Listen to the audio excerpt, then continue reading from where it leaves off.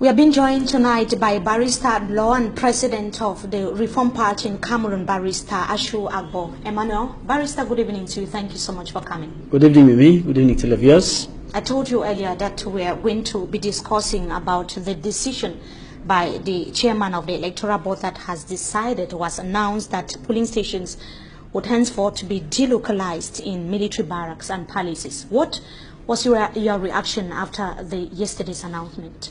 Well, finally, the Director General of Elections has come back to his senses, because it was pure madness to carry polling stations to locate them inside military barracks. You see, people do things and don't even look at the consequences. The law governing military barracks is not civilian law, it's military law. Any offense that is committed in a military institution goes to the military court. So you cannot carry civilians and give them access to a military barracks on election day. If they are inside there and there is any offense, they will not be tried by the civilian court that is competent during elections. They will be tried by the military court. So it is a nice thing that they have finally come back to their senses and they are taking away all those polling stations from the military barracks. Is that the only reason why the presence of polling stations, that is not the military barracks and palaces was a problem? That is not the only reason. You see, the first reason is that, you see, the military barracks is a place that is a no-go area for civilians. And if you ask people to go to the military barracks to vote, you see, there are many people who will not want to enter there because it is a no-go area. So just the mere mention of the fact that people have to enter military barracks is enough to intimidate voters. It's voter intimidation. So to pull that thing away from the military barracks is a nice thing. And palaces too. But who can shake the phone's hand? Which villager is mad to shake the phone's hand? You carry a police and put it inside a phone's palace. You think who will enter there?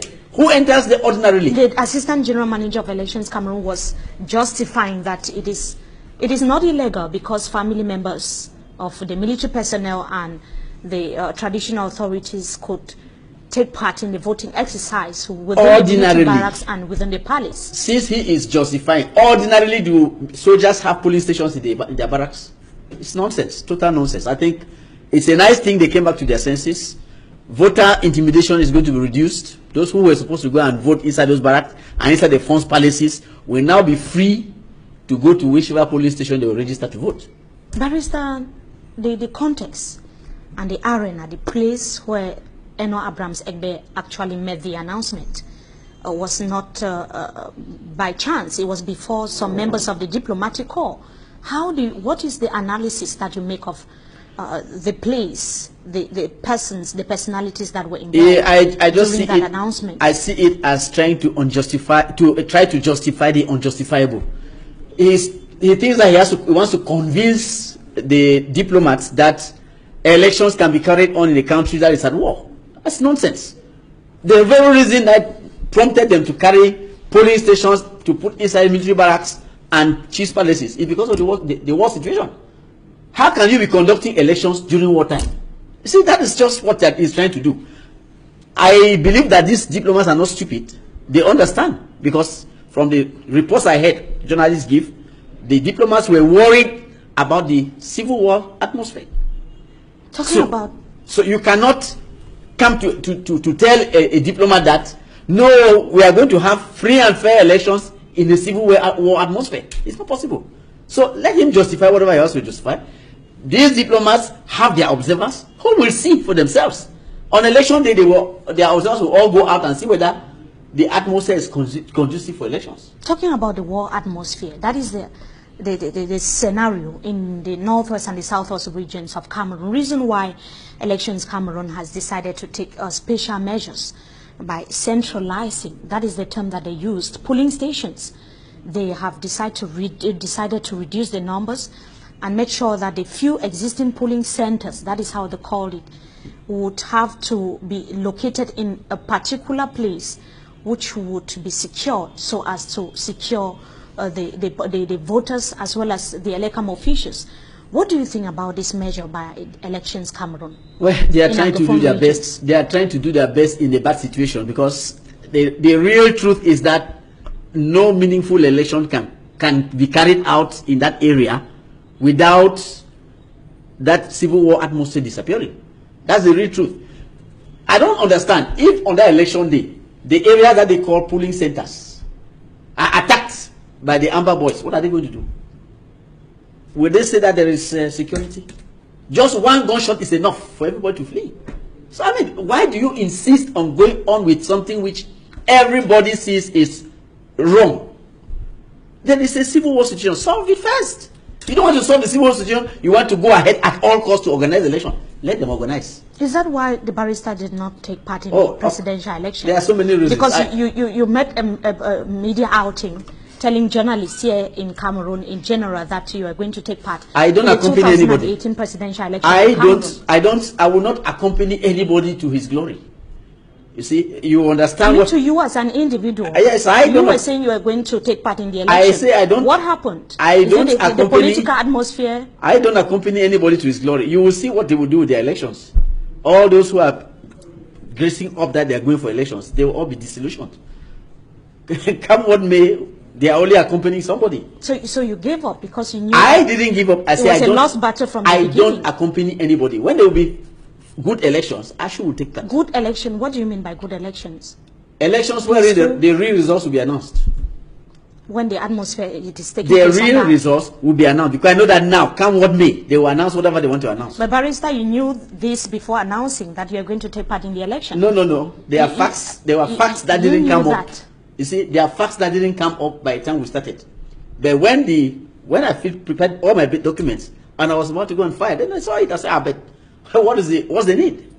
You could see. You see, some of my colleagues came out publicly. There are many others behind who have not yet talked. There are many others. You see, it's a whole conspiracy to steal the people's victory. At this point in time, is there any candidate that you are supporting, that you are going to be telling your supporters to rally behind? My supporters, please don't support anybody. Don't give anybody your vote. They are only accompanying some fellow.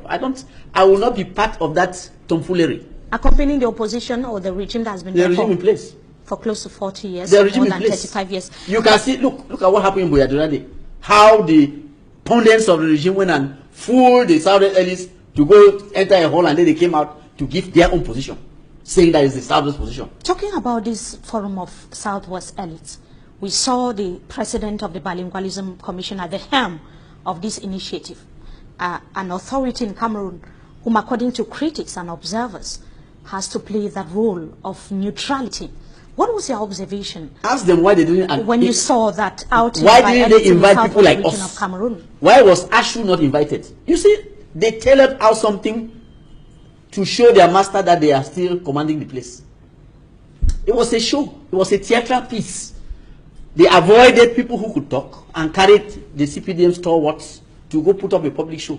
It's nonsense. They themselves know that that nonsense they did in Boya does not represent the Southwesterners' view. They know it. Our people are dying every day. People are suffering every day. Just to know that you are equally from the Southwest. I'm from Manfe. Was I invited? Who invited me? They could not invite me because they know I will not stomach that nonsense.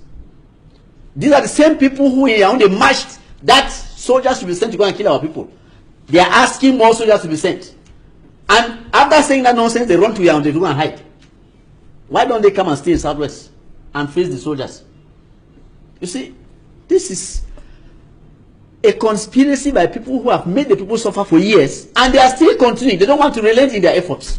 But it was a meeting that was to seek for solutions and ensure effective school resumption in Cameroon, Barrister. I can and see for that peace to return in the region, according to the elites. You see that the meeting had nothing to do with all the aims, all the goals that you are talking. They did not fix any date for school reopening. They did not put in place any measures. There is a date for school resumption in Cameroon that is known. They didn't fix any date.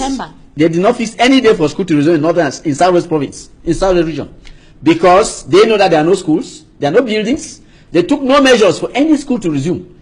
The schools have been burned down. What did they do to make sure that those schools are rebuilt and then children will safely go to school? You don't even know where the headmaster of those schools are or the principals are. It was just a show to please their master. And I think it is ugly at this point in time when people are suffering and we want a lasting solution to a situation. that is causing us a lot of pain, and we are losing a lot of money from this thing. People whose only goal is to stay where they are and eat fat from people suffering, go to put up a show to say that Southwesterners have said. That is not the position of Southwesterners. Thank you so much, Barrister, for joining us tonight on You're Talking welcome. Point. We hope to have you some other time again. Thank you so much for your time. So our viewers,